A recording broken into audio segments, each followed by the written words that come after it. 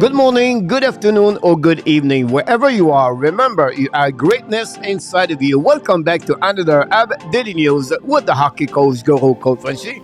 Today, episode number 356. What a minute, coach. First of all, guys, we'll talk about the Montreal Canadiens waiver players for 2023-2024.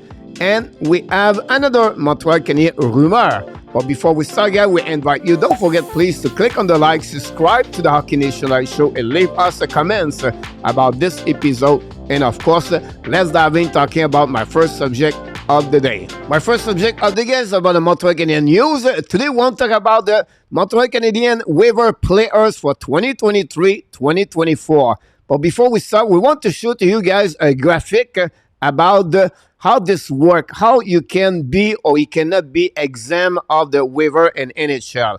Example, they have two categories, one for the goalies, one for the player. If a player signs his entry-level contract at 18 years old, he has 5 years before he becomes on the waiver, or if he play over 155 games. The second, for the 19 years old, he has 4 years and he has to play below at 154 game. At 20, 21, 22, and 23, all of them are at 3 years exempt of the waiver, and they have to play below at 152 games, 76 games, 67 games, and 57 games. Now, at 24 years old, if you sign a contract, you have a 2 years exempt at 56 games. And when you cross those kind of number, now you're eligible to go straight on the waiver.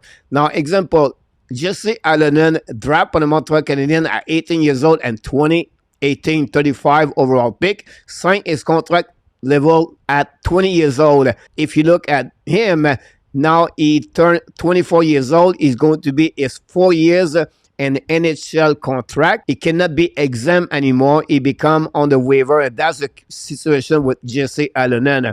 So let's go back here, guys. The Montreal Canadiens have 20 players under contract or exempt on the waiver. You can see the list below. Barron, Beck, Farrell, Cooley, Harris. You can read all of them. The two only players, guys, in Montreal Canadiens are eligible to be on the waiver if they are returning in Laval Rocket. Jesse Allen and Jonathan Kovacevic. Now, Jesse Allen did not sign yet his contract RFA. It's going to happen in the next couple of weeks. Kovacevic is already under contract with the Montreal Canadiens. Both of them, if Montreal Canadiens send them down and Laval Rocket, have to go on the waiver of the NHL. Possible a team could claim them, like exactly what Montreal did last year when the Winnipeg Jets put Jonathan Kovacevic. But what you want to talk about this, coach, because it could happen, guys. Montreal Canadiens at the beginning of the season make some kind of change you don't expect. What are you talking about?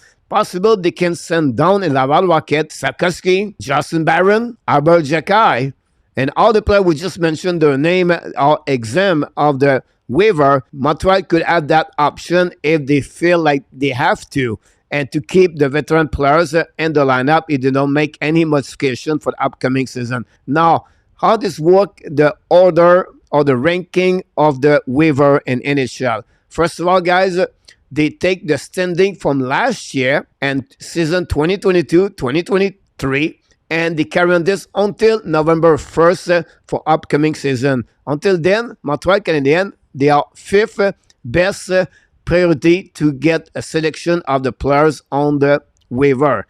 Something Montreal could take if it's necessary to add a player for the upcoming season. I don't see right now how they can do that, at least it's a player they really want.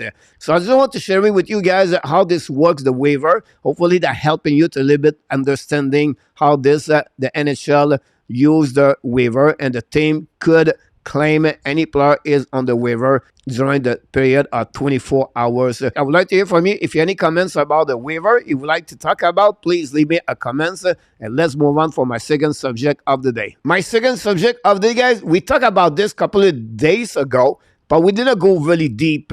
Today, I want to go on one specific thing as the offer sheet. I feel like the NHL missed a lot of percentage to offer more contract to other players in NHL. Obviously, it's not happening a lot, and I think that we create more entertaining if the team will use that way to get players on the RFA. Today, guys, I want to talk about a specific team is the New York Rangers. Remember a couple of days ago, we talked about the New York Rangers have some kind of problem with the salary cap because they have to sign MEILLEUR and Alexandre Lafreniere. The New York Rangers signed MEILLEUR a couple of days ago, and now the salary cap of the New York Rangers is at $2.3 million for the upcoming season, and they have to sign 2 more players. One of them is Alexandre Lafreniere. Lights turn on, right? So we won't talk about, guys. But Lafreniere have to sign a contract with the New York Rangers. Of course, the New York Rangers would love to sign Lafreniere below at $2.3 million for 1 or 3 years. First of all, guys, Lafreniere in the first 3 years in NHL is improvement year after year. First year, guys, he has 21 points with 12 goals. Year number 2, 31 points with 19 goals and 79 games. And last year, he played 81 of the 82 games for the New York Rangers, 16 goals, 23 assists for a total of 39 points. You can see right now his improvement year after year as the TOI is increasing a little bit for Lafreniere. So what you want to do, coach?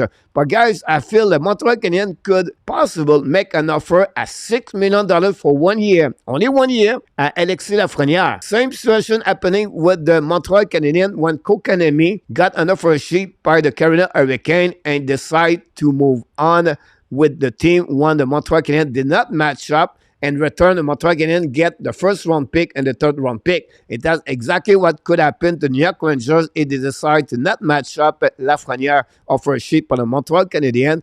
They got the first round pick for the Montreal Canadiens and the third round pick. So yeah, but coach, maybe he can lose a really good pick in 2024. I understand that. But Montreal Canadiens get the first overall pick, Alexandre Lafreniere, and they get a left winger at 6'1", 195 pounds. I think this is really valuable compared to the first round pick. Forget about the third round pick. The chance to make the NHL are not great. I feel this could be a great offer sheet for the Montreal Canadiens to add an Alexandre Lafreniere at 21 years old. So I would like to hear from you guys what you think about this offer sheet for my Habs Rumors today. Do you feel this could be a great move or not a great move by the general manager for the Montreal Canadiens can use? This concludes, guys, all the subject we have on this episode. Here we go. Hopefully you enjoy episode 356. Of course, we talk about the possibility some Montreal Canadiens player on the waiver. And of course, we talk about an offer sheet for Alexandre Lafreniere. Before we leave, we invite you, please don't forget to click on the like, subscribe to the Hockey Nation Live Show, and leave us a comments about this episode. And of course, we want to remind you, you have greatness inside of you, and we wish you an amazing, great, blessing day, everybody.